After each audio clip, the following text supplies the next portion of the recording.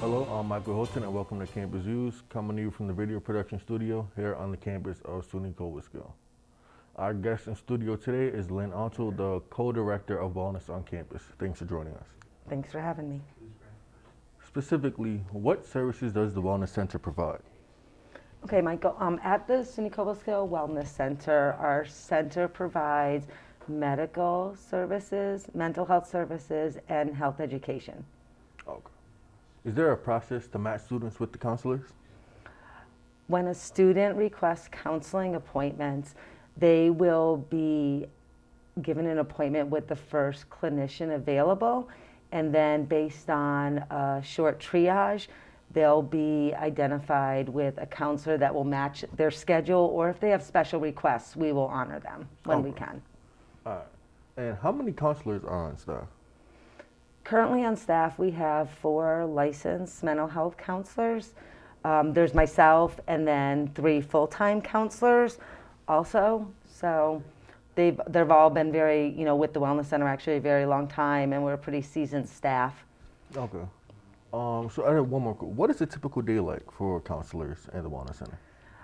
Busy. Okay. In this time, it's very busy. But typical day would be to come in and unpack emails or phone calls that have come in through the evening or overnight, and then review the clinical schedule for the day, what appointments are coming up, who is on the calendar, and then to prepare for those appointments by reviewing the clinical chart and prepping any materials you might need to, bring into that session with you, any kind of educational materials or things that you wanted to share with a client that day.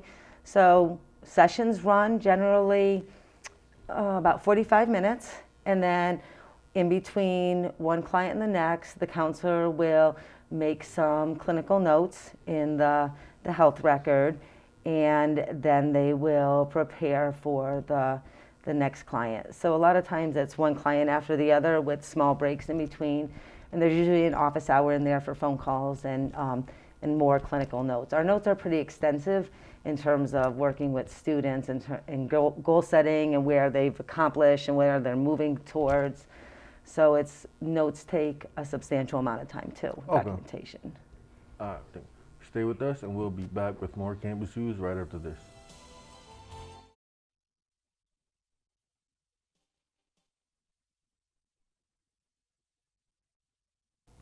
Welcome back to Campus News. I'm Michael Hilton. Once again, we are joined in studio by Lynn Ontl, the co-director of Wellness here on campus. Thank you for being with us today. How would you say the pandemic has impacted the college community in terms of mental health? Michael, we've had a really big impact by the pandemic in the world of mental health.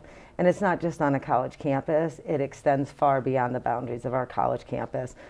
But specifically here at SUNY Cobleskill, we've seen a 23% increase in requests for mental health services from 2020 to 2021. And that's quite a jump in 1 year. But I think what we're seeing most of is an increase in students experiencing anxiety and depression that seem to be coming from this new level of fear and insecurity and loneliness that the pandemic has brought upon us. College campuses were facing a mental health crisis before the pandemic. Like in 2017, everything was revving up like, oh my goodness, all this mental health facing college students and the impact it's having on them. And then we got hit with the pandemic and it just threw things into fifth gear, and we've been scrambling ever since to deliver new services more efficiently and at better access for students to get the help they need. Okay. Have you noticed a change since the pandemic in what people are seeking help for or the number of people? Yeah, like I mentioned, we're seeing an increase. Other campuses are. Anxiety and depression seem to be at the heart of things. But it's mostly the big part is that they are seeking more help than usual, which is a good sign. Okay. If you had one message for the students of SUNY Cobleskill, what would it be? My message would be, don't be silent. we are not wired, human beings are not wired to go it alone through struggles. And mental health is a process and it's a journey. Don't be silent about it. There's help available. Okay, that's all the time we have for our show today. Thank you again to Lynn Ontl for joining us here today. Tune in next time for more Campus Views.